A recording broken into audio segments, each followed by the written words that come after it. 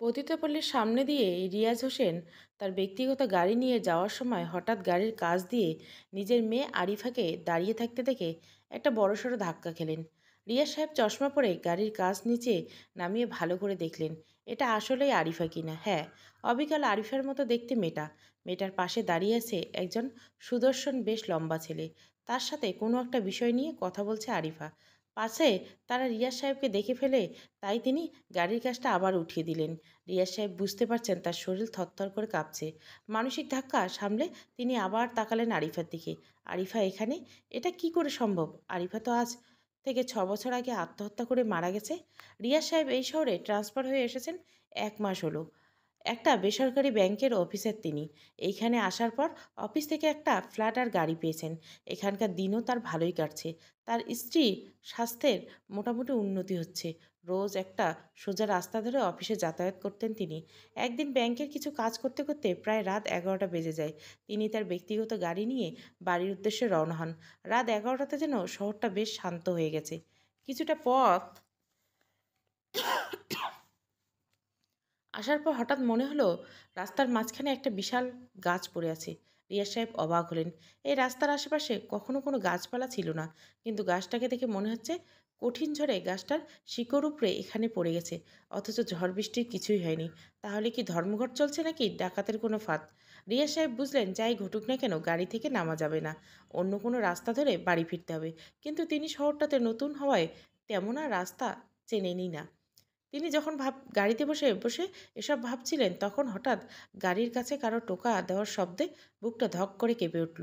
তিনি কিছুটা চকিত অবস্থায় গাড়ির কাজটা ভয়ে ভয়ে নিচে নামান। দেখেন খাকি পোশাক পরা এক লোক হাতে একটা লাঠি আর টর্চ নিয়ে দাঁড়িয়ে রয়েছে। চৌকিদার লোকটা গোলগাল দাড়িওয়ালা, মুখটা আবছা দেখা যায়। চৌকিদার লোকটা তার মাথা গাড়ির জানলা বরাবর নামিয়ে স্বাভাবিক কণ্ঠে বলে, স্যার, এই রাস্তা দিয়ে যাইয়েন না, বিপদ হইতে পারে। গাড়ি ব্যাকে ঘুরাই এই দিকটা বাম পাশে রাস্তা বরাবর যাইতে থাকেন। ওই রাস্তা দিয়ে সোজা গেলে ওই রাস্তার শেষে আবার ফিরে আসতে পারবেন। এই রাস্তা এখন মারাত্মক বিপদ। গাছ দিয়ে রাস্তা বন্ধ করছে, দেখতেছেন না? লোকটার স্বাভাবিক কণ্ঠে কিছু একটা অস্বাভাবিকতা ছিল। রিয়া সাহেব তাই মুখ দিয়ে আর কোনো শব্দ করতে পারলেন না। গাড়ির কাজ না নামিয়ে লোকটার বলা কথা মতো গাড়ির পেছনে ঘুরে ওই বাঁ পাশের রাস্তার দিকে গাড়ি নিয়ে ছুটলেন। লোকটার দিকে আর ফিরেও তাকালেন না। আসলে হঠাৎ লোকটাকে দেখে রিয়া সাহেব বেশ ভয় পেয়ে গিয়েছিলেন। তিনি ভেবেছিলেন গাড়ির কাজ খোলার পরে লোকটা কোনো একটা অস্ত্র তার দিকে তাক করে দাঁড়িয়ে থাকবে। রিয়াজ সাহেব হত্যা করে বা আহত করে এই গাড়িটা ছিনতাই করে পালাবে। আপাত দৃষ্টিতে গাছের পাতা ফাঁদ থেকে এই ধারণায় পাওয়া যায়। তাই খাকি পোশাক পরার লোকটাকে দেখে তিনি হকচকিয়ে যান। ছিনতাইকারী দলের কেউ চৌকিদার সেজে আসবে, এটা অস্বাভাবিক কিছু নয়। তাই তিনি লোকটার হাত থেকে যে করে হোক পালাতে হলেই ভাবলেন। লোকটা তাকে কিছুই করলো না। আদৌ লোকটা ছিনতাইকারী কিনা তাও নিশ্চিত নন তিনি। তাও সন্দেহের বশে গাড়িটা কিছুটা দ্রুত উল্টে পথে ছুটলেন। লোকটার কথা তাকে এতটাই প্রভাবিত করলো যে তার মনে হলো বাঁ পাশের রাস্তা ধরেই নিরাপদে বাড়ি পৌঁছানো যাবে। যদিও তিনি এই রাস্তায় এর আগে কখনো আসেননি, রাস্তাটা বেশ অন্ধকার। হেডলাইট জ্বালিয়ে তিনি গাড়ি নিয়ে এগিয়ে চললেন সামনের দিকে। জানলার কাচ খোলা থাকায় ঝিরিঝিরি উপভোগ বাতাস প্রবেশ করছিল গাড়ির ভিতরে। কিছুটা পথ ছোটার পরও চারপাশে আধারে কারণে বোঝা গেল না এই পথের শেষ কোথায়। রিয়া সাহেব বুঝতে পারলেন তিনি বড় একটা বোকামি করে ফেলেছেন। তিনি অনিচ্ছা সত্ত্বে ফেসে গেছেন ফাঁদে। ছিনতাইকারীর দল ইচ্ছে করে গাছ রাস্তার মাঝখানে ফেলে রেখেছেন যাতে এই রাস্তা ধরে কেউ না গিয়ে বাধ্য হয়ে এই নির্জন রাস্তায় প্রবেশ করে। এটা যেহেতু বড় রাস্তা, তাই সেখানে ছিনতাই করা বিপজ্জনক হবে। আর এই রাস্তায় কেউ তাকে খুন করে ফেললেও বাঁচানোর কেউ আসবে না। বড় একটা বোকামি হয়ে গেছে। এই কথাগুলো আগে তার মাথায় আসেনি কেন? ভয় পেয়ে দ্রুত সিদ্ধান্ত নেওয়া তার উচিত হয়নি। অনেকটা ভেতরে চলে আসার এখন আর ফিরে যাওয়া চেষ্টা করা বৃথা।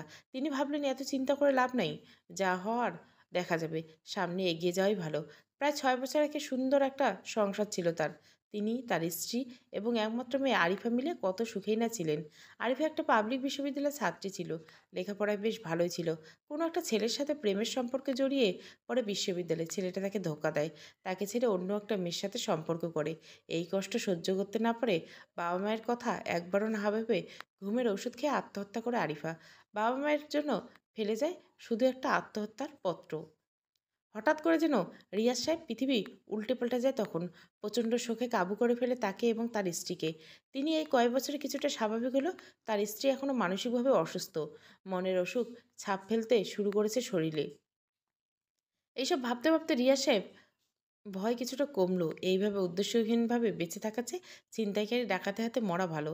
সেই রাস্তা ধরে আরও কিছুটা পথ চলার পর রিয়া সাহেব হঠাৎ দূরে কয়েকটা ছোটো ঘর থেকে আলো দেখতে পেয়ে একটা স্বস্তির নিঃশ্বাস নিলেন। এই ঘরগুলো অতিক্রম করার হঠাৎ গাড়ির জানলা দিয়ে সেদিকে তাকিয়ে তিনি স্তম্ভিত হয়ে গেলেন। জোরে জোরে ব্রেক কষে গাড়ি থামিয়ে অপলক দৃষ্টিতে সেই ঘরগুলোর দিকে তাকিয়ে রইলেন। উজ্জ্বল ঘরে দেখা যাচ্ছে প্রতিটা ঘরের সামনে প্রায় অর্ধনগ্ন অবস্থায় রূপবতী মহিলারা দাঁড়িয়ে আছে। কয়েকজন পুরুষকে তাদের পাশে দেখা যাচ্ছে। মহিলারা একে অপরের সাথে খোশ গল্প করছেন। একজন মহিলা শাড়ি ছাড়া শুধু ব্লাউজ আর পেডিকোট পরে দাঁড়িয়ে আছেন। সালোয়ার কামিজ পরা, কারো বুকে ওড়না নেই।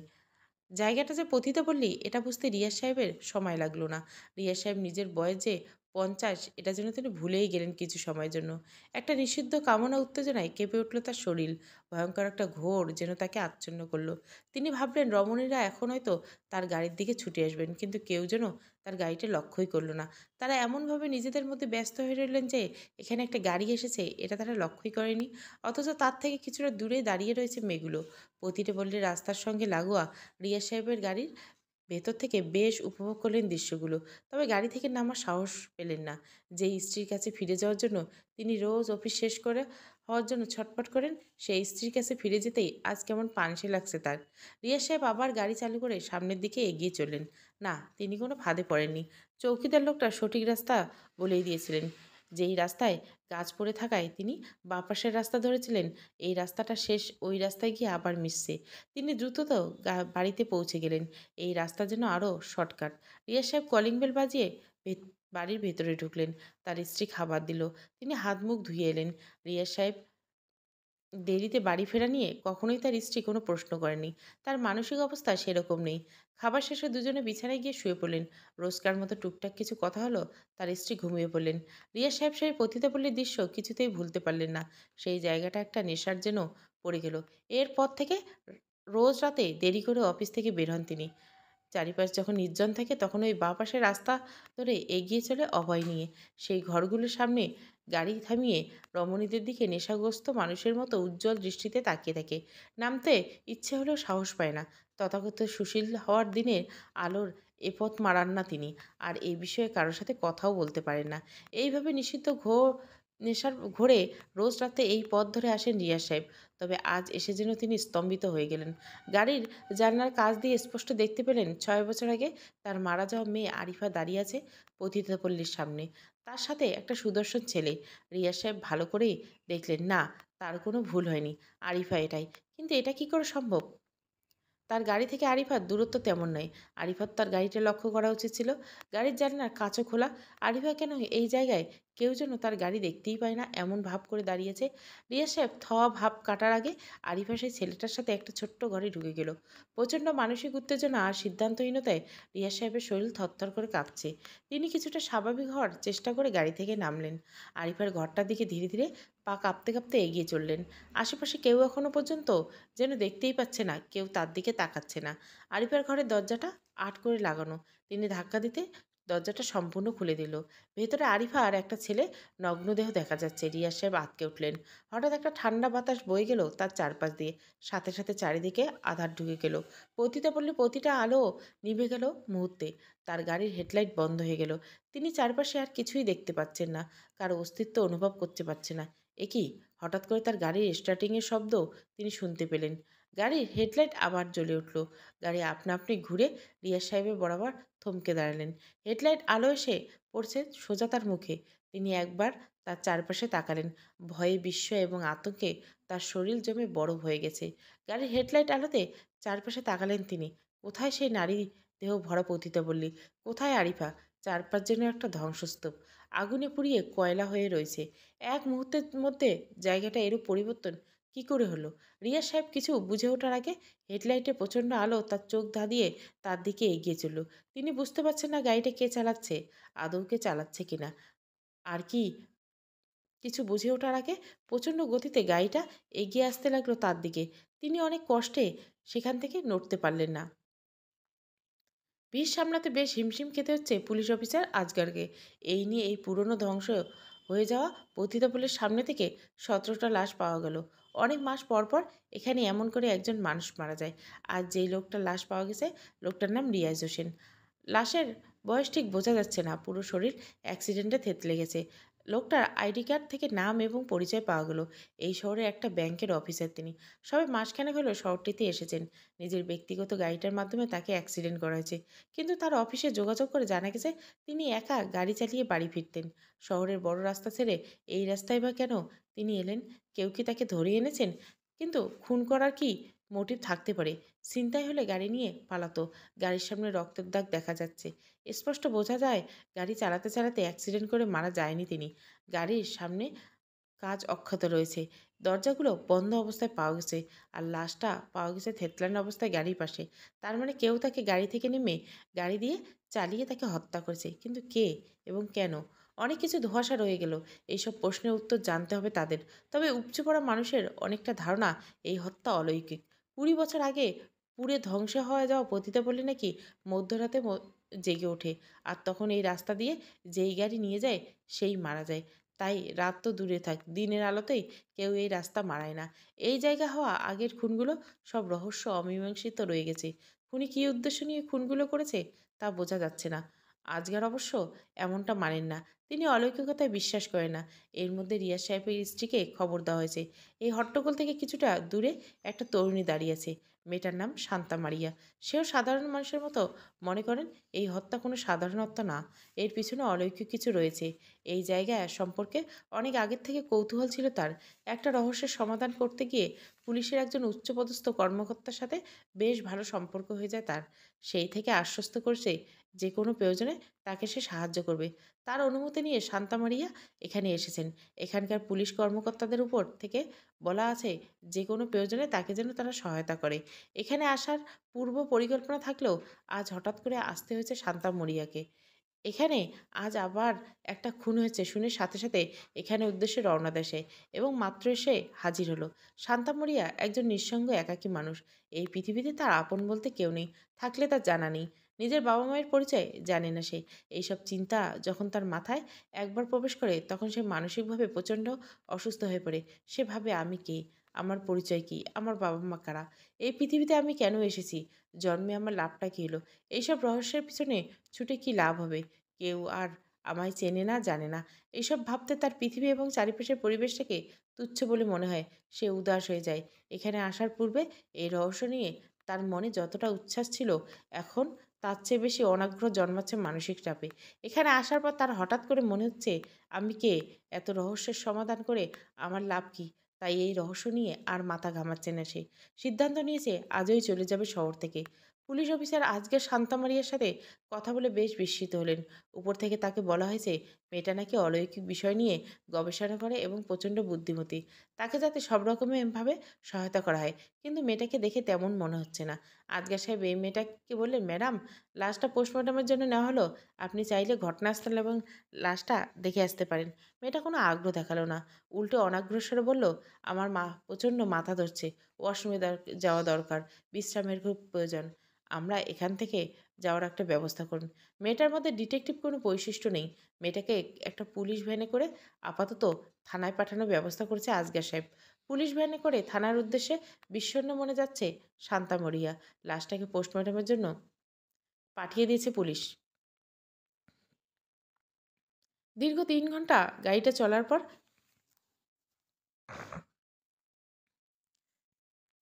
এসে থামলো একটা জীর্ণশীর্ণ বাড়ির সামনে। গাড়ি থেকে আসিফা এবং তার স্বামী নতুন ট্রান্সফার হয়ে আসা এই থানার এসআই রিয়াদ হোসেন নামলেন। বেশ তিরিক্ষি মেজাজে আছে আশিফা। সারা রাস্তা ধরে রিয়াদের সাথে ঝগড়া করতে করতে এসেছে। করবেই না কেউ বা কেন? তাদের বিয়ে ৩ বছর হলো। এর মধ্যে ৫বার ট্রান্সফার হলো রিয়াদ। রিয়াদের সাথে তার বিয়ে হয় পারিবারিক সিদ্ধান্তে। কলেজ জীবনে একটা ছেলের প্রেমে পড়েছিল আশিফা। অন্তরঙ্গ হয়েছিল তার সাথে। বিয়ে ছাড়া সব কিছু হয়ে গিয়েছিল তাদের মধ্যে। ছেলেটা তাকে ধোঁকা দেয়। এরপর আর কোনো ছেলেকে বিশ্বাস করতে পারেনি সে। অনার্স ২য় বর্ষে পড়ার সময় রিয়াদের সাথে তার বিয়ে ঠিক হয়। ছেলে পুলিশ কর্মকর্তা, আশিফাও তাই অমত করেনি। পাড়ার আন্টি ভাবিরা তাকে বলে বেড়াতো পৃথিবীর সবচেয়ে সুখী নারীদের মধ্যে প্রথম ১০ জন হচ্ছে পুলিশের বউ। এদের জীবনে কোনো দুশ্চিন্তা দুঃখ বেদনা নেই। এরা যার হাতে টাকা কামাবে আর আলাদিনের জিনের মতো স্ত্রীর ইচ্ছা পূরণ করবে। কিন্তু আশিবার ভাগ্যটাই খারাপ। ৯৫ ভাগ অসৎ পুলিশ অফিসারদের দেশে বাকি ৫ ভাগ একজন পড়েছে তার কপালে। রিয়াজ যেন সৎ, নিষ্ঠাবান, তেমন দায়িত্বশীল। মাঝে মধ্যে অতিরিক্ত দায়িত্ব কাঁধে তুলে নেয়। এতেই ঘটে বিপত্তি। এই তো সেদিন একজন সার্জেন্টের দায়িত্ব কাঁধে তুলে নিয়ে গাড়ির লাইসেন্স না থাকায় এদেশের রাষ্ট্রপতির চেয়ে অধিক ক্ষমতা সম্পন্ন একজনের নামে কেস ঠুকে দিল। প্রতিমন্ত্রীর শালকের গাড়ির মামলা করার দরুন মূলত ট্রান্সফার হয়েছে এই শহরে আসতে হয়েছে তাদের। নতুন কোনো জায়গায় ট্রান্সফার হলে রিয়াদ প্রফুল্ল মেজাজে থাকে। যত ঝড় বয়ে যায় আসিফার মাথার উপর দিয়ে।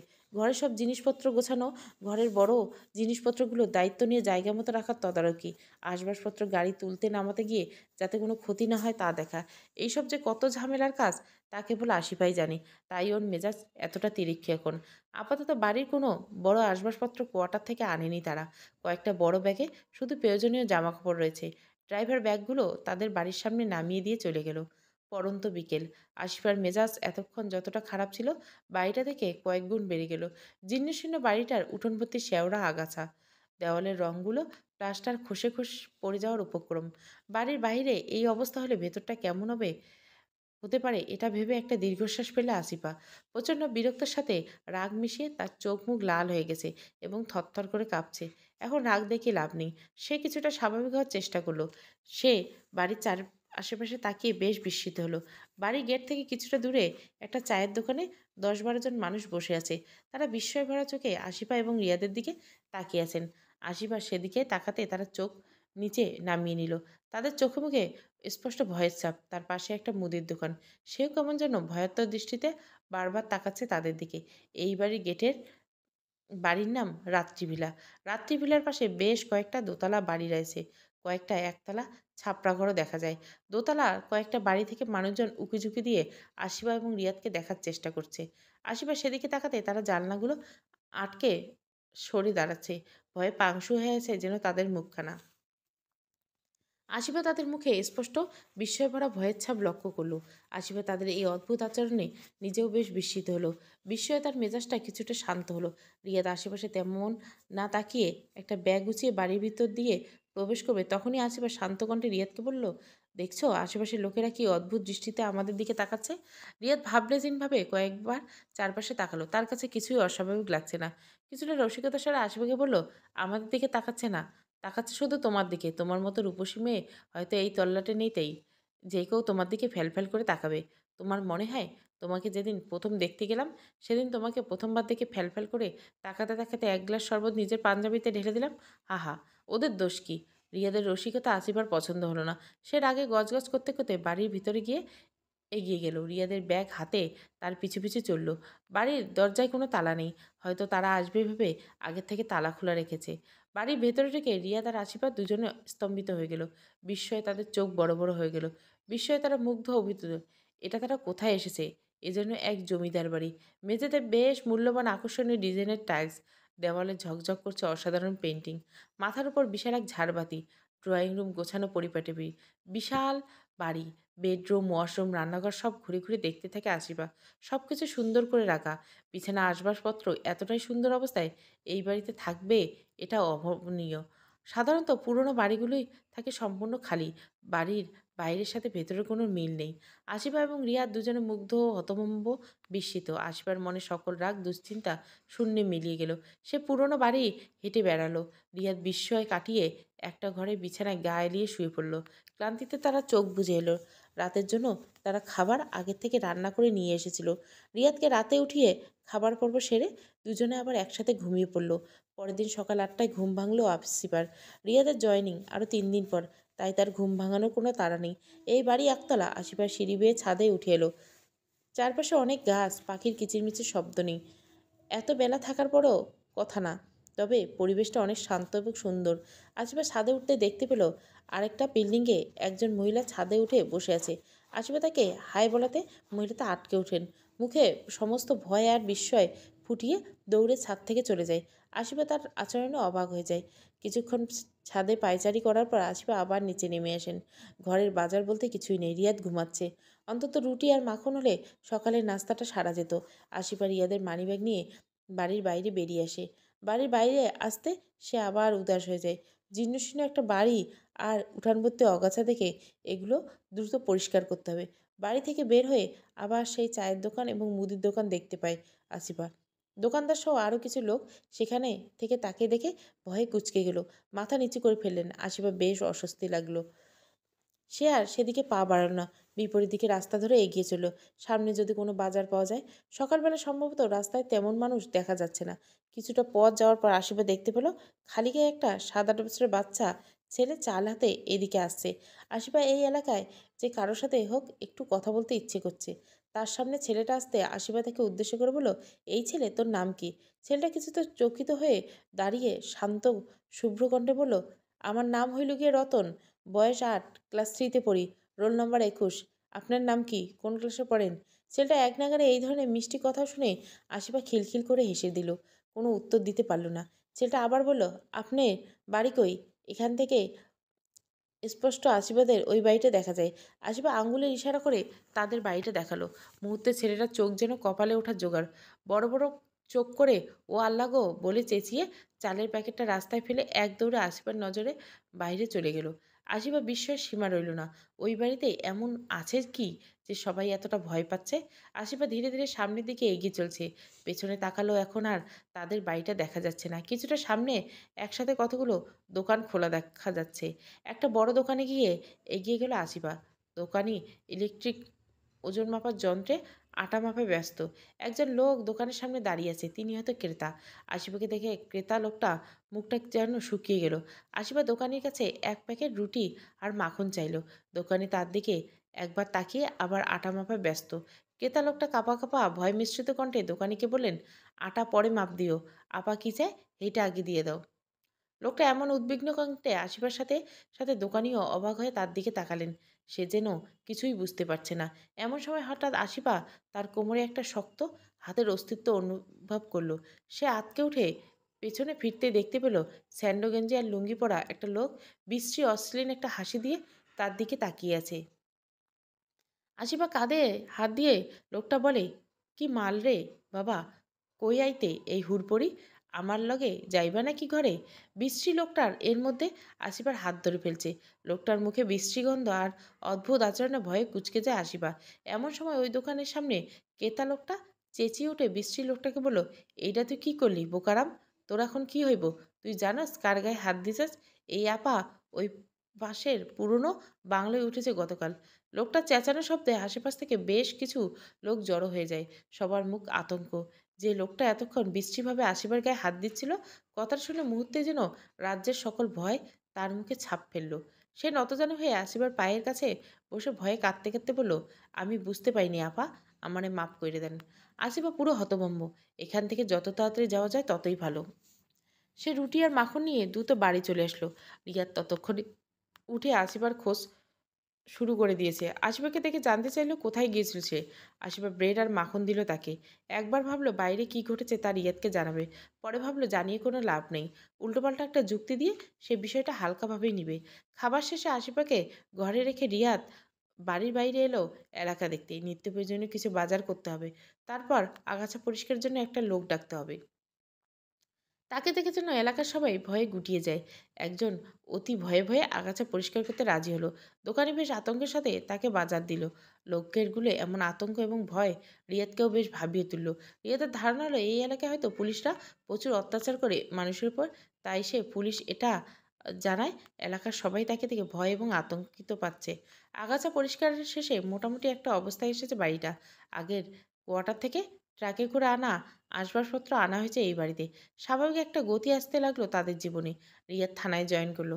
আশিফা সারাদিন বাড়িতে থেকে বেশ কয়েকদিন কেটে যাওয়ার পরে প্রতিবেশীদের সাথে কোনো সম্পর্ক গড়ে ওঠেনি তার।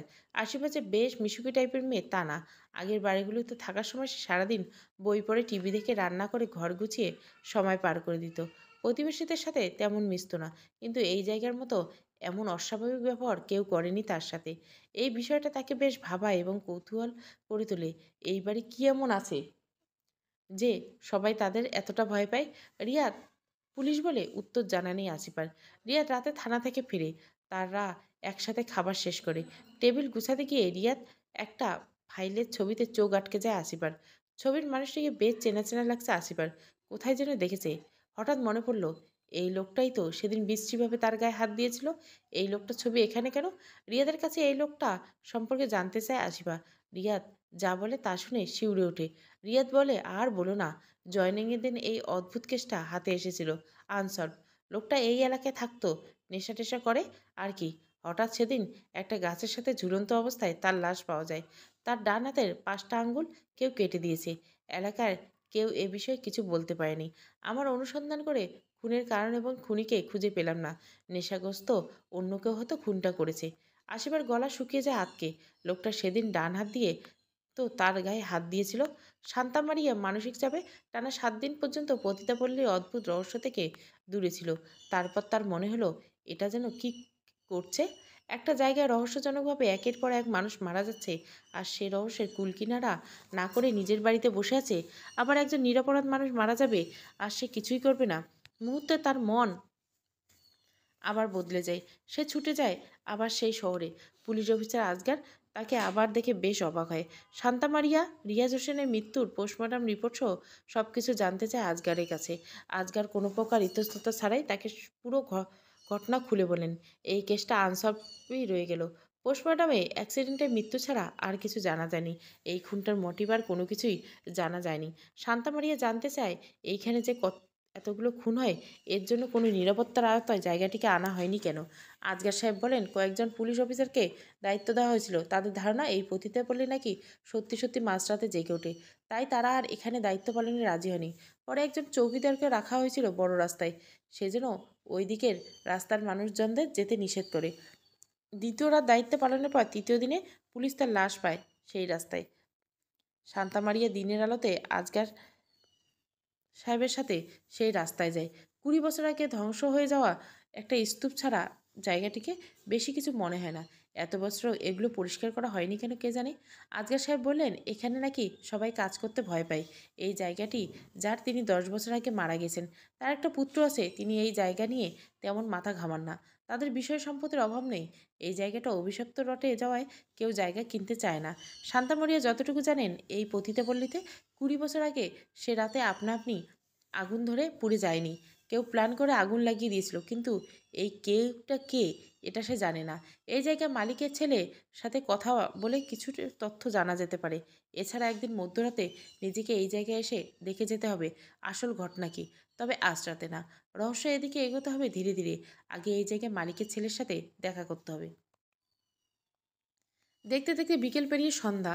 থাকার মতো একটা জায়গা লাগবে শান্তামারিয়া। তবে এ শহরে যেন কোনো আবাসিক নেই, এটা শহর দেখে বোঝা যাচ্ছে। আজগার বললেন, দেখুন ম্যাডাম, আপনি কিছু মনে না করলে আপনি দেখতে খুব রূপবতী, তাই আপনাকে যে এখানকার কোনো বাড়িতে রাখা, সেখানে আপনি নিরাপদ থাকবেন না। আমার স্ত্রী বাড়িতে থাকলে আমি আপনাকে আমার বাড়িতে থাকতে বলতাম। জেগে আছে বাপের বাড়ি, বাড়িতে আমি একা। এই শহরে, পাশের শহরে আমার এক বন্ধু পুলিশ অফিসার রিয়াদ উঠেছে। এখান থেকে যেতে বড়জোর 1.25 ঘন্টা লাগবে। তার নতুন কোয়ার্টার নাকি বিশাল। আপনি চাইলে রাতটা সেখানে কাটাতে পারেন। তার স্ত্রী আপত্তি করবে না। যদিও আমি ওই শহরে কোনোদিন যাইনি। আপনি বললে আমি তার সাথে যোগাযোগ করে পুলিশ ভ্যান করে পৌঁছে দিয়ে আসি।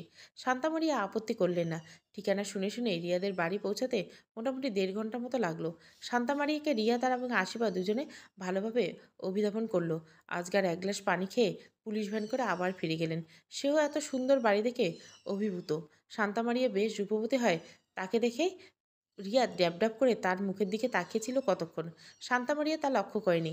আশিফা ঈর্ষান্বিত দৃষ্টিতে চোখ লাল করে তাকালো রিয়ার দিকে। রিয়াদ নিজের ভুল বুঝতে পেরে কিছুটা লজ্জা পায়। তবে শান্তামারিয়া এত রূপ দেখে মনে মনে খুব হিংসা হয় আশিফার। শান্তামারিয়া হঠাৎ এত রাতে উদ্দেশ্যহীনভাবে থাকতে আসায় বেশ বিরক্ত হয়েছে আশিফা। সেই বিরক্তিটা যাতে শান্তামারিয়া বুঝতে না পারে, তাই বেশ ভাব জমায় সে তার সাথে। শান্তামারিয়া তেমন মিশুক না হলেও অল্প কিছুক্ষণের মধ্যে বেশ ভাব জমে ফেলে আশিফার সাথে। একজন অনাকাঙ্ক্ষিত অতিথির সাথে এত ভালো ব্যবহারে মুগ্ধ করে তাকে। রাতে তিনজনে একসাথে খাবার শেষ করে শান্তামারিয়া আলাদা একটা ঘর গুছিয়ে দেয় তারা। এত গুছালো পরিপাটি বাড়ি অনেকদিন দেখেনি শান্তামারিয়া। ধীরে ধীরে রাত গভীর হয়ে আসে। আশিফা এবং রিয়া তাদের ঘরে যায়। শান্তামারিয়া তার ঘরে। শান্তামারিয়া যে ঘরটাতে রয়েছে, ঘরটিতে দুটো জানলা। একটি জানলা ঘরের বাইরে, একটা বারান্দার দিকে। প্রচণ্ড ক্লান্তিতে বিছানায় শোয়ার সাথে সাথে চোখ লেগে যায়। মাঝরাতে হঠাৎ কিছুটা হিসিসের শব্দে ঘুম ভেঙে যায়। চোখ খুলে যা দেখে তা দেখে পুরো স্তম্ভিত হয়ে যায়। বারান্দার দিকে জানলা ধরে এক বিশাল নেকড়ে মতো মানুষ দাঁড়িয়ে রয়েছে। রক্তবর্ণ চোখগুলো দুটো তার জলজল করছে, লোমাস্য দেহ, ধারালো নখ ভরা হাত দুটো জানলা ধরে আছে।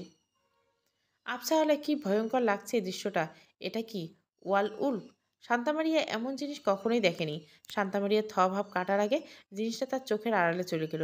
এক অজানা ভয়ে তাকে ঘিরে ধরল। সে নিচে নামার সাহস পেল না। 15 মিনিট স্তম্ভিত হয়ে বসে রইল মারিয়া। এরপর ধীরে ধীরে বিছানা থেকে নেমে বারান্দার দিকে এগোলো। সেখানে গিয়ে বেশ চমকালো। বাইরে ভরা পূর্ণিমা। বারান্দায় গ্রিল ধরে দাঁড়িয়েছে। মুগ্ধ দৃষ্টিতে চাঁদ দেখছে সে। আসিবা। শান্তামারিয়া পায়ের শব্দ পেয়ে পেছনে ঘুরে তার চোখ বরাবর তাকিয়ে আসিবা বলে, কি ব্যাপার, এখনো ঘুমাওনি? এই দৃষ্টির চাহনি হিম হয়ে গেল যেন শান্তামারিয়ার শরীর। বারান্দা দিকে জানলাটা এক বিশাল নেকড়ের মতো মানুষ দাঁড়িয়ে আছে।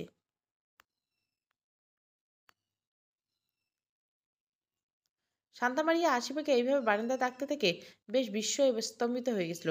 তাই তার প্রশ্ন প্রথমবারে শান্তামারিয়ার কানে যায়নি। আশিপার চোখ মুখ স্বাভাবিক ভাব ফুটিয়ে মিষ্টি করে হেসে আবার বলল, কি হলো মারিয়া? এইভাবে ভূত দেখার মতো আমাকে কি দেখছো? অচেনা বাড়িতে ঘুম আসছে না বুঝি? শান্তামারিয়া এবার কিছুটা স্বাভাবিক হলো। পূর্ণিমার আলোতে আশিপাকে এখন বেশ স্বাভাবিক লাগছে। শান্তামারিয়া মিষ্টি করে হেসে বলল, ঘুমাচ্ছিলাম, কারো হাঁটার শব্দে ঘুম ভেঙে গেল। এখন দেখি তোমাকে অনেক সুন্দর লাগছে চাঁদের আলোয়। আসিফা কথাটা শুনে লজ্জামাখা একটা হাসি দেয়। এইভাবে 10-15 মিনিট তারা কথা বলার পর যে যার ঘরে চলে যায়।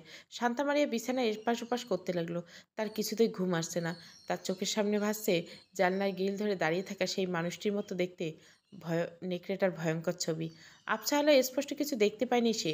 তবুও যা দেখেছে তাই ভয় পাওয়ার জন্য যথেষ্ট। আবার আসিবার অস্বাভাবিকভাবে বারান্দার গিল ধরে দাঁড়িয়ে থাকাটা তাকে বেশ ভাবাচ্ছে। ওয়ারউল বলে কি সত্যি কিছু আছে? আর থাকলে সেটা তো এই শহরে থাকার কথা না। ঘুমের ঘরে সে ভুল দেখতে পারে, হয়তো অবচেতন মনে কল্পনা, হ্যালুসিনেশন। এসব ভাবতে ভাবতে চোখ লেগে হয়ে যায় মারিয়ার।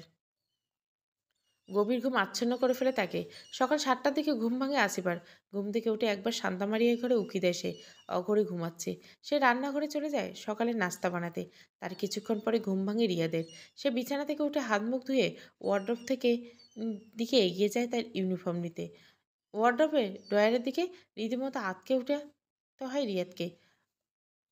ড্রয়ারে একটা ওয়্যার উলের পোশাক, যে পোশাক পরে ওয়্যার উলের মতো সাজা হয়। রিয়াদ দ্রুত আসিফাকে খুঁজতে খুঁজতে রান্নাঘরে চলে যায়। বিস্ময় ভরা কণ্ঠে আসিফাকে প্রশ্ন করে, ওয়্যার উলের পোশাকটা ওয়ার্ড্রোবে এলো কি করে? এটা তুমি আবার কেন বের করেছো? আসিফা খিলখিল করে হাসতে হাসতে বলে, কেন ভয় পেয়েছো বুঝি? তোমার মনে নেই এই পোশাকটার কথা? আমাদের বাসর করে তুমি ঘরে ঢুকে দরজা আটকে দেখলে বিছানায় কেউ নেই। তুমি আমাকে খুঁজতে লাগলে। এমন সময় এই ওয়ারুলের পোশাকটা পরে আমি খাটের নিচ থেকে বেরোলাম। তুমি ভয়ে চিৎকার করতে করতে অজ্ঞান হয়ে মেঝেতে পড়েছিলে। হা হা, তুমি কত ভীতু! আমি ভেবেছিলাম পুলিশটা সাহসী হয়।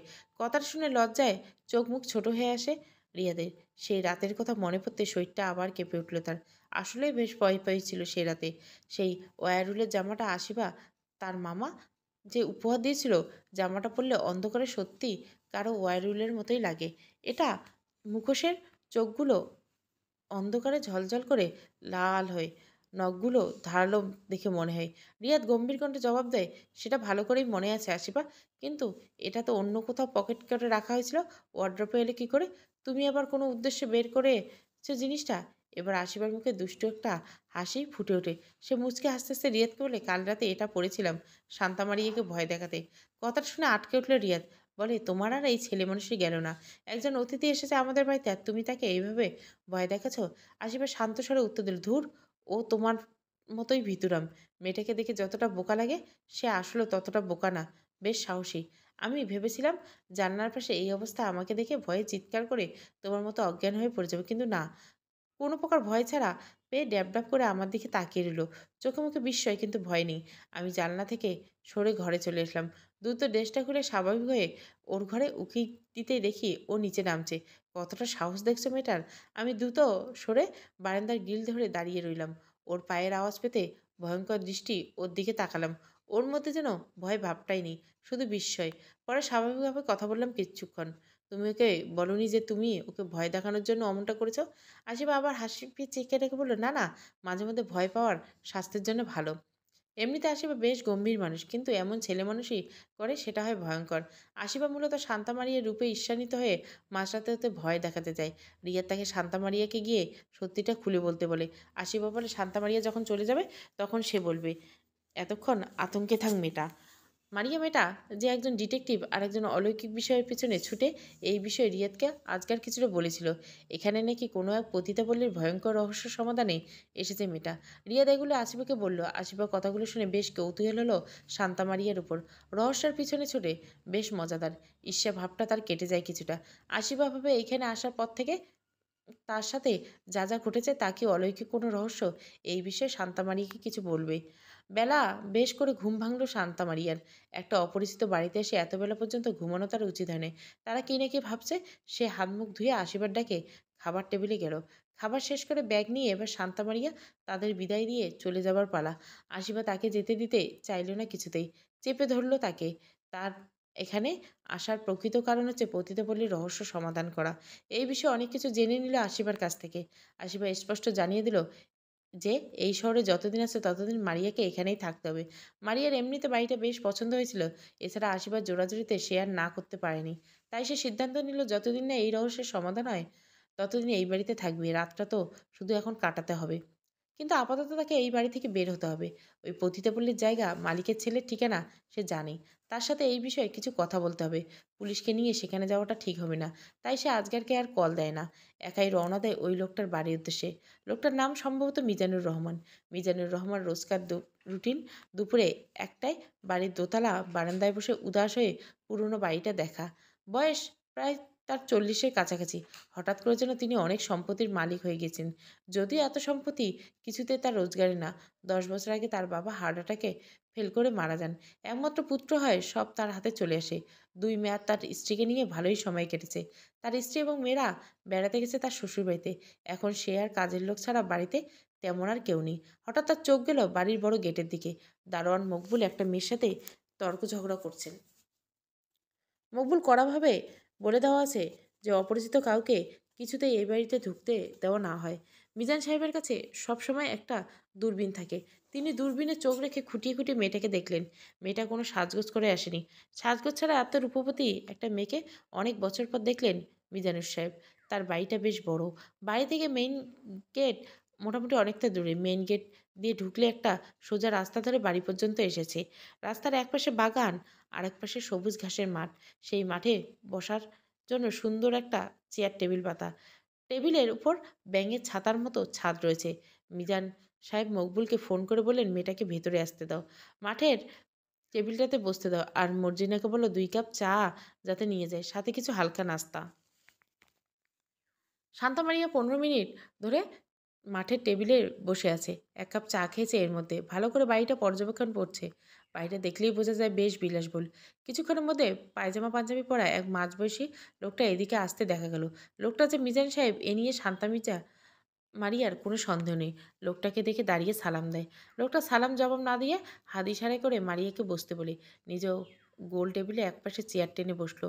বসে গলা খাঁকড়ি দিয়ে দারোয়ানকে উদ্দেশ্য করে বলল, মকবুল আমার জন্য 1 কাপ চা পাঠায় দিতে বলে। এরপর শান্তা মারিয়াকে উদ্দেশ্য করে বলে, আপনি চা নিবেন নাকি অন্য কিছু? শান্তা মারিয়া একসাথে 1 কাপের বেশি চা খায় না, তবু ভদ্রতার খাতিরে বলল চা। দুজনে কিছুক্ষণ চুপচাপ বসে রইল। মারিয়া কি কথা বলা শুরু করবে বুঝতে পারছে না। লোকটা আবার গলা খাঁকড়ি দিয়ে বলল, আপনি কিসের জন্য এসেছেন? আমি আপনাকে কিভাবে সাহায্য করতে পারি? মারিয়া কিছুটা ইতস্তত করলে বললেন, আসলে আপনার বাবা একটা পতিতাবল্লী করেছিল। সেটাতে 20 বছর আগে এক রাতে আগুন ধরে যায় এবং অনেকে মারা যায়। এ বিষয়ে আপনার থেকে কিছু জানার ছিল। মুহূর্তে বিদ্যুৎ গতিতে মিজানের মুখটা ফ্যাকাশে হয়ে যায়। তিনি চেয়ার ছেড়ে উঠে দাঁড়ালেন। রাগান্বিত কণ্ঠে মারিয়াকে বললেন, আপনি সাংবাদিক, পুলিশ, গোয়েন্দার লোক হলে নিজ দায়িত্বে এ বাড়ি ছেড়ে চলে যেতে পারেন। শান্তা মারিয়া উঠে দাঁড়ালেন। অনুনয়ে বলে, দেখুন আমি সাংবাদিক বা গোয়েন্দা বা পুলিশ নই। আমি হয়তো জানেন না সেই পুরনো ধ্বংস হয়ে যাওয়া বাড়িটা ধীরে অনেক অদ্ভুত ঘটনা ঘটেছে। এই পর্যন্ত 17 জন মানুষের লাশ পাওয়া গেছে। আরও হয়তো অনেকে মারা যাবে যদি এই অভিশাপ ধ্বংস করা না যায়। আমি এই বিষয়ে অনেক তথ্য জানতে পেরেছি। এখন আপনার থেকে আসল ঘটনাটা জানতে চাই। প্লিজ আমাকে সাহায্য করুন। লোকটা স্বাভাবিক হয়ে আবার চেয়ারে বসলেন। শান্ত স্বরে করলেন, আচ্ছা কি জানতে চান বলুন। শান্তা মারিয়া কোনো প্রশ্নটা দিয়ে শুরু করবে ভাবছে। এমন সময় একটা ৮-১০ বছর ছেলে একটা ট্রেতে ২ কাপ চা আর কিছু বিস্কুট এনে তাদের সামনে রাখলেন। ১ কাপ চা মারিয়ার দিকে এগিয়ে দিলেন, আর ১ কাপ চা মিজান সাহেবের দিকে। দুজনে একসাথে চায়ে চুমুক দিলেন। মারিয়া চায়ে যেন চিনি কিছুটা কম। মিজান সাহেব চায়ে চুমুক দিয়ে একটা বিকৃত চিৎকার দিয়ে পুরো ১ কাপ গরম চা ছেলেটার শরীরে ছুঁড়ে মেরে রাগী গলে বললেন, "কতবার বলেছি আমার চায়ে চিনি কম দিতে? এ তো দেখি শরবত।" ছেলেটা চায়ে গরম চা পড়ার সাথে সাথে সে আর্তনাদ করে উঠল। তার মা দূর থেকে দৌড়ে এসে কাঁদো কাঁদো চোখে ছেলেটাকে কোলে তুলে নিয়ে সেখান থেকে চলে যায়। দূর থেকে ভয়ার্ত দৃষ্টিতে মুখগুলো এইদিকে তাকিয়েছে। ছেলেটার জন্য মমতায় মন ভরে ওঠে মারিয়ার। সাথে ঘৃণা জন্ম নেয় লোকটার উপর। লোকটা কিছুটা সময় নিয়ে স্বাভাবিকভাবে বলতে শুরু করলো, "দেখুন, এই কথাগুলো আমি কখনো কাউকে কোনোদিন বলিনি। আপনি যখন বিস্তারিত জানতে চাইছেন তাহলে আপনাকে বলি। আমাদের অনেক শহরে জায়গা থাকলেও ওই এলাকাটা মূলত বাবার সবচেয়ে বেশি পছন্দের ছিল। সেখানে সে মাতব্বরের মতো থাকতো। অনেকেই বলতো আমার বাবার নাকি চরিত্রের দোষ ছিল। আমার জন্মের সময়ে আমার মা মারা যায় আর বিয়ে করেনি। তাই নানান মেয়েদের সাথে রাত কাটাতেন তিনি। ওই এলাকাগুলো একসময় খুব দরিদ্রতা দেখা যায়। মানুষ চুরি ছিনতায় জড়িত পড়ে, আর অনেকে মেয়ে বখাটে দ্বারা ধর্ষণ হতো। বাবা ধর্ষণ কমাতে সেখানে একটা পতিতাপল্লী খুলে, যেখানে মেয়েরা বউরা নিয়ে তাদের দেহ বিলাবে এবং সেই সাথে দারিদ্রতা কমাবে। অল্প কিছু টাকা দিয়ে যখন মেয়ের শরীর পাওয়া যাবে, তখন আর কেউ ধর্ষণ করবে না। বিষয়টা হাস্যকর শোনালেও তখন সেই এলাকার সবাই তার সাথে একমত। পতিতা বললেই ঘরে ওঠে। কাঁটা দিয়ে কাঁটা তোলা গেলেও খারাপ কাজ দিয়ে খারাপ কাজকে ধ্বংস করা যায় না। পতিতা বললে যে উদ্দেশ্যে খোলা হলো, ঘটল তার উল্টো। ধর্ষণ কমলো তো না, উল্টো দূর দূরান্ত থেকে ভদ্রঘরের ছেলেপুরুষরা তাদের পরিবার ফাঁকি দিয়ে যেতে লাগলো সেখানে। এলাকা ভরে গেল দালাল। পুলিশের জন্য যেন একটা স্বর্গরাজ্য হয়ে গেল। তারা কোনো বাধা দিল না। এই দিনে এই ফাঁকে সেখানে গড়ে ওঠে নেশার আড্ডাঘর। নানা রকম মাদকতা বিক্রি হতে শুরু করে। বাবা যতদিন নিজের করা ভুল বুঝতে পারে, ততদিন সে পাকাপোক্ত হয়ে গেছে পতিতা পল্লীতে। তাই বাবার কথায় তারা এই বন্ধ করে না। উল্টে তাকে মারার চেষ্টা করে। বাবা তখন বেশ চটে যায় তাদের উপর। তার ক্ষমতা নেহাত কম ছিল না। একদিন মধ্যরাতে শখানেক গুন্ডা ভাড়া করে পতিতা পল্লী ঘেরাও করে বাবা। যারা পালাতে চায় তারা দেরকে কুপিয়ে সেখানে জখম করা হয়। বাকিরা কিছু বুঝে ওঠার আগে কেরোসিন পেট্রোল দাউ দাউ করে চারিদিকে আগুন জ্বালিয়ে দেয়। একটা মানুষও বাঁচেনি সেই রাতে। এই ঘটনা এখন পর্যন্ত কেউ জানে না। সবাই রাতারাতি আগুন ধরে যাওয়ায় হতভম্ব হয়ে যায়। পুলিশ সন্দেহ করে কেউ আগুন ইচ্ছে করে কেউ ধরিয়ে দিচ্ছে, কিন্তু কে ধরিয়েছে এটা তারা খুঁজে পায় না। জখম হওয়া মানুষগুলো একটা ঘরে আটকে রেখে পুড়িয়ে দেওয়া হয়েছিল। এই ঘটনা কেউ জানে না। এই প্রথম আপনাকে বললাম। এবার নিজেকে কিছুটা হালকা লাগছে। এখন অবশ্য সবাই জানলে কিচ্ছু হবে না। আমার জানা মতে এই কেসটা ক্লোজড করে দেওয়া হয়েছে অনেক আগে। এছাড়া বাবা তো হার্ট অ্যাটাকে মারা গেছেন প্রায় ১০ বছর আগে। আমি অলৌকিকতায় বিশ্বাস করি না। আপনি জানতে চাইলেন, তাই জানালাম আসল ঘটনা। মৃতরা কখনো ফিরে আসে না। জায়গাটা বেশ নির্জন হওয়াতে আমার ধারণা ছিনতাই করার উদ্দেশ্যে খুনগুলো করা হয়। এদেশে এমন রাস্তা আছে যেখানে ছিনতাইকারীদের কবলে পড়ে বছরে ১০০ এর উপর মানুষ মারা যায়। আর এখানে তো মাত্র ১৭ জন। এক নাগাড়ে কথাগুলো বলে যায় মিজান সাহেব। শান্তামারিয়া একপানে কথাগুলো শুনে যায়। এক মুহূর্তের জন্য মনোযোগ হারায় না। এখন তার কাছে অনেক কিছুই পরিষ্কার। সে ভাবতে থাকে, এই লোকটা ওইখানে ২০ বছর আগে আগুন লাগিয়েছিল, সে তো ১০ বছর আগে মারা গেছে। তাহলে এখন ওই জায়গাটা অভিশাপমুক্ত হয়নি কেন? মৃত আত্মারা কিসের মধ্যে মধ্যরাতে আবার জেগে ওঠে? কিসের জন্য নিরীহ মানুষগুলোকে হত্যা করে তারা? মিজান সাহেবকে ধন্যবাদ জানিয়ে বাড়ির বাইরের দিকে এগিয়ে চলল শান্তামারিয়া। মিজান সাহেব তাকে গেট পর্যন্ত এগিয়ে দিতে তার পিছু পিছু চলল। গেট থেকে বের হওয়ার আগে শান্তামারিয়া মিজান সাহেবকে উদ্দেশ্য করে বললেন, আপনার ব্যবহার অনেক ভালো লাগলো। আপনি সবার সাথে যেমন ভালো মাইক ব্যবহার করেন, তেমন কাজের লোকদের সাথে একটু ভালো ব্যবহার করতে পারেন। তারা আপনাকে দেখে আতঙ্কে থাকে এবং আপনার ব্যবহার তাদের প্রতি বেশ রুড, অমায়িক। মিজান সাহেব গম্ভীর গলায় উত্তর দিল, আমি সবার সাথে খারাপ ব্যবহার করি না। আমি এমনি। আজ অনেক কাল পরে আপনার সাথে শুধু ভালো ব্যবহার করলাম। এরপরও একটা বিশেষ কারণ আছে। আমি অনেক বছর পর আপনার মতো প্রাকৃতিক রূপবতী একটা মেয়েকে দেখলাম। উঠতি বয়সে আপনার মতো একটা রূপবতী মেয়েকে ভালোবেসেছিলাম। বাবার ভয়ে সেই ভালোবাসা প্রকাশ করা হয়নি। তার সাথে আপনার অনেকটা মিল রয়েছে। এটুকু বলে লোকটা তার বাড়ির দিকে ফিরে গেল। এই প্রথম লোকটার জন্য মমতা অনুভব করলেন মারিয়া। তাকে ফিরে যেতে হবে তার পথে। দুপুরে মারিয়া আসিবার কয়েকটা ফোন কল পেল। ইচ্ছে করেই ধরেনি। বাইরে দুপুরে খাবার সেরে বিকেলে থানায় যায় পুলিশ অফিসার আজগারের সাথে দেখা করতে। তাকে থানায় পাওয়া যায় না। কোনো একটা কেসের তদন্তে কোথাও গিয়েছেন। ফোনে পাওয়া যায় না তাকে। রাত ৮টা পর্যন্ত থানাতে শান্তা মারিয়ে বসে থাকে। এরপর আজগার পুলিশ ভ্যান করে থানায় ফিরে আসে। শান্তা মারিয়া দেখে কিছুটা অবাক হয়।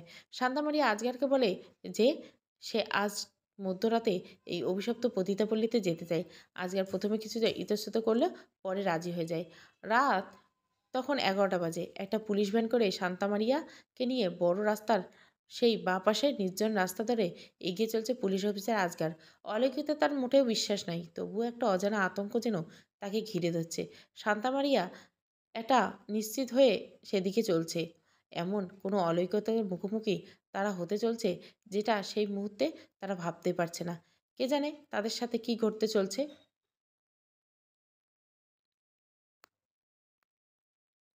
গাড়ির হেডলাইট জ্বালিয়ে পুলিশ ভ্যানটিতে এগিয়ে চলছে বাঁ পাশের রাস্তা। রাস্তাটা যতই ভিতরে যাচ্ছে তারা ততই যেন নির্জনতায় ঘিরে ধরছে।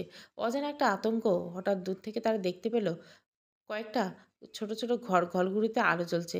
প্রত্যাশিত সেই দৃশ্য দেখার পর শান্তামারিয়ার বুকটা যেন ধক করে কেঁপে উঠল। আজকার মুখ ফ্যাকাশে হয়ে গেল। চোখে মুখে অজানা অচেনা ভয়। ওই তো দূরের কতগুলো ঘরে আলো দেখা যাচ্ছে, বলল মারিয়া। আজকার ভাবে, এই রাস্তায় এই ঘরগুলো এলো কোথা থেকে? কোনোদিন তো এই ঘরগুলো দেখেনি সে। ঘরগুলোর সামনে এসে আজকার আর শান্তা মারিয়া স্তম্ভিত হয়ে গেল। সেই ধ্বংস হওয়া পতিতাপল্লীটা আবার জেগে উঠছে। রমণীরা নানান সাজে দাঁড়িয়ে আছে। আছে ঘরগুলোর সামনে কয়েকজন পুরুষকে দেখা যাচ্ছে। শান্তামারিয়া এবং আজকার দুজনে বিস্ময়ে আর কোনো কথাই বলতে পারে না। গাড়িটা ওই মানুষগুলো কতটা কাছে এসে থামলো, কেউ এইদিকে ফিরেই চাইল না। আজকার হঠাৎ বলে উঠল, আমাদের মনে হয় নিচে নেমে দেখা উচিত আসল ঘটনা কি। মারিয়ার সাথে সাথে বলল, এখন গাড়ি থেকে নামাটা নিরাপদ নয়। আমার ধারণা এরা সকলে প্রেতাত্মা। এরাই সে রাতে আগুনে পুড়ে মারা গেছিল, আর এখানে যারা আসে তাদের এরাই খুন করে। আজকাল ভেজাপন্ট বলল, এখন কি আমাদের মারবে নাকি? সেরকমই তো হওয়ার কথা, উত্তর দিল মারিয়া। তারা কি করবে ঠিক বুঝতে পারছে না। আজকাল কয়েকবার গাড়ির হর্ন বাজালো, তবুও তাদের গাড়ির দিকে কেউ ফিরে তাকালো না। এরা যে প্রেতাত্মা, আর সেই জায়গাটা যেই 20 বছর আগে ধ্বংস হয়ে যাওয়া সেই পতিতা বললে, এটা কিছুতেই বিশ্বাস হচ্ছে না আজগারের। তার বারবার মনে হচ্ছে তারা অন্ধকারের রাস্তাগুলি অন্য কোথাও চলে এসেছে। গাড়ির জানলা দিয়ে আজকাল কয়েকবার চেঁচিয়ে ডাকল তাদের, এই যে শুনছেন, একটু এদিকে আসুন। কই, তাও তাদের কোনো সাড়া নেই। হঠাৎ আজকালের মনে হচ্ছে তার শান্তামারিয়া এবং এই গাড়ির কোনো অস্তিত্ব যেন নেই তাদের কাছে। এর জন্য অস্তিত্বহীন হয়ে পড়ে আজকাল। শান্তামারিয়া কিছু বুঝে উঠতে পারছে না। সে রহস্য সমাধান ক্ষেত্রে কখন ঠান্ডা মাথায় আগে থেকে একে একে বিচক্ষণ পদক্ষেপ নিয়ে এগোয় না। সে সোজা রাস্তা ধরে এগোতে থাকে এবং যা হওয়ার হলে দেখা যাবে ভাব নিয়ে অগ্রসর হয়। পরিস্থিতি বুঝে পদক্ষেপ যাকে বলে। এখন কি পদক্ষেপ নেওয়া যায় সেটা তার মাথায় আসছে না। আপাতত এই জায়গাটা যে অভিশপ্ত এটা নিশ্চিত হওয়া গেল। এখন এই বিষয়ে আজকারের অনেক সহযোগিতা পাওয়া যাবে। কিন্তু আপাতত পরিস্থিতি না বুঝে গাড়ি থেকে নামা উচিত হবে না তাদের। শান্তামারিয়া আজকারের দিকে তাকাল, দেখলো সে লোভাতুর দৃষ্টিতে মেয়েগুলোর দিকে তাকিয়ে আছে। শান্তামারিয়ার ডাকে বেশ লজ্জা পেয়ে চোখ সারালেন তিনি। শান্তামারিয়া বললেন, আজকের জায়গাটা দেখা হলো, আমাদের আর বেশি কিছু করা উচিত হবে না। এখন পর্যন্ত আমাদের সাথে উল্টোপাল্টা কিছুই ঘটেনি, তবে যে কোনো মুহূর্তে ঘটতে পারে। এখন যাওয়া যাক। আজকাল আর কোনো কথা না বলে গাড়ি স্টার্ট দেয়। পুরো রাস্তা নির্বিঘ্নে চলে যায় তারা। আবার বাধার সম্মুখীন হয় না। বাঁ পাশের রাস্তাটায় শেষবারের মতো রাস্তা উঠে এসেছে। বড় রাস্তায় উঠতে আজকারের মনে হলো এতক্ষণ যে মাত্র একটা ঘোরে কাটলো, মাত্র ঘোরটা কাটলো। সে স্বাভাবিক হয়ে শান্তামারিয়াকে প্রশ্ন করলো, এখন তাহলে আমাদের কি করা উচিত? এই খুনগুলো এখানে কেন হচ্ছে? আর এগুলো বন্ধই বা হবে কি করলে?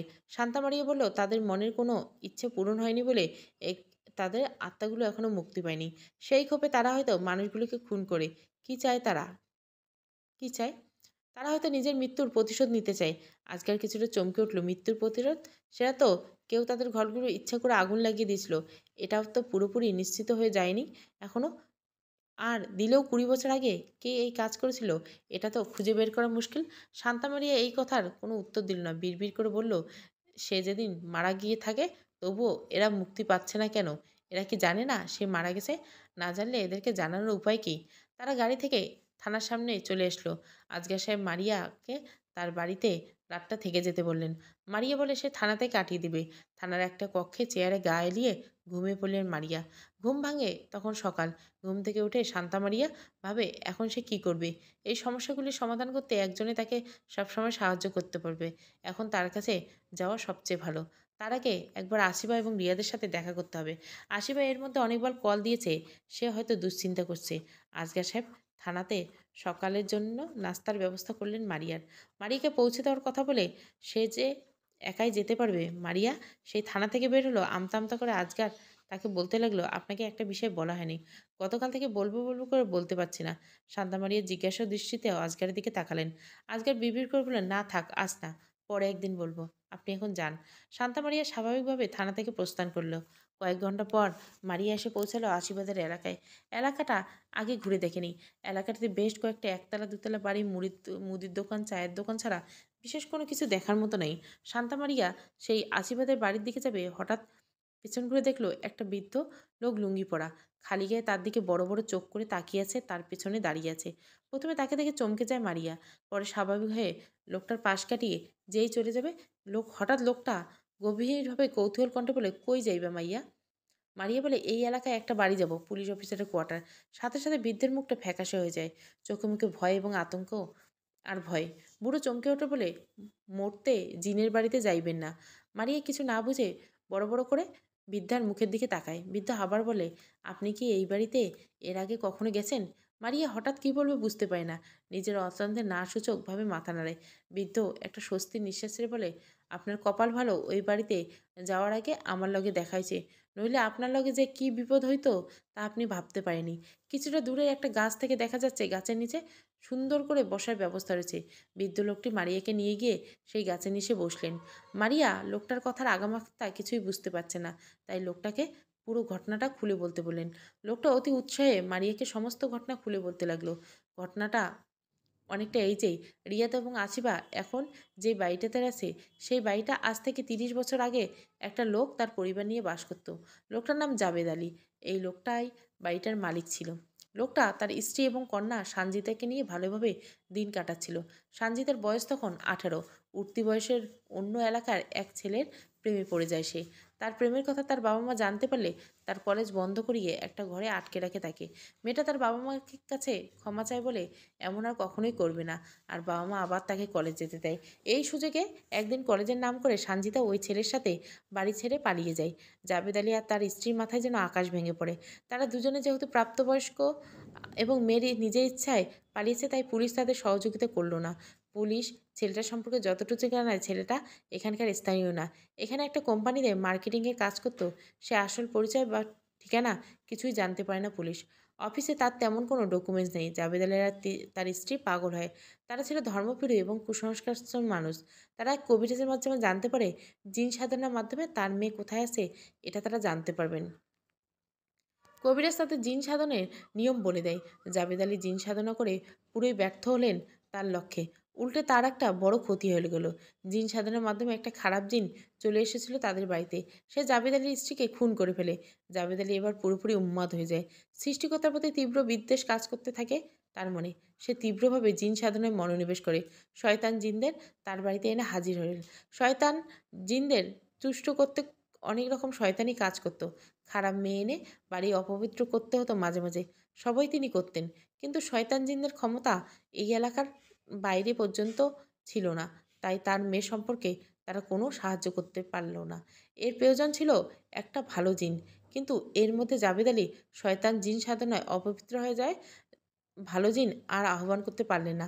খারাপ জিনগুলোর জন্য সে যেন অশুভ হয়ে গেছে। তাই সেই জিনগুলো তার কথা মতো অনেক জায়গায় কাজ করত। তার এত বড় জায়গা থাকলেও তার আয়ের উৎস ছিল সামান্য। মধ্যবিত্তভাবে পুরো জীবন কাটিয়েছিলেন তিনি। তার জিনগুলো দিয়ে তিনি তার ঘরের ভেতরটাকে আকর্ষণীয় করে তুলল। জিনগুলো তার নানান আবদার পূরণ করত। বাড়ি থেকে তার উম বাড়ির দেখলে ভেতরটা এত আকর্ষণীয় তা বোঝা যায় না। তার এই জিনগুলো চর্চার কথা এলাকার সবাই জানতে পারে। এই এলাকায় তার বিরুদ্ধে কথা বলতে যেত তার পোষা জিন তার ক্ষতি করত। তাই সবাই তাকে খুব ভয় পেত। এক রাতে তার বাড়ি থেকে ভয়ঙ্কর কিছু চেঁচানোর শব্দে কেঁপে ওঠে পুরো এলাকাবাসী। এলাকার সবাই উদ্বিগ্ন হয়ে তার বাড়ির চারপাশে জড়ো হয়। ভয়ঙ্কর ভয়ঙ্কর সব শব্দ অদ্ভুতভাবে ভেসে আসছিল তার ঘর থেকে। কেউ কিছুই বুঝতে পারছিল না ভেতরে কী হচ্ছে। সবাই ভয়ে আতঙ্ক যার যার ঘরে চলে যায়। পরের দিন সকাল থেকে ওই বাড়ির কারো কারো সারা শব্দ পাওয়া গেল না। কয়েকজন সাহস করে বাড়িতে ঢুকলো। আর সুন্দর করে সাজানো বাড়ি দেখে সবাই বিস্মিত না হয়ে পারল না।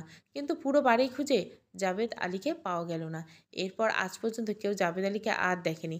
অনেকের ধারণা জিনরা কোনো কারণে তার উপর রেখে তাকে খুন করেছে বা অত্যাধিক পছন্দ করে বলে তাদের সাথে তাকে নিয়ে গিয়েছেন।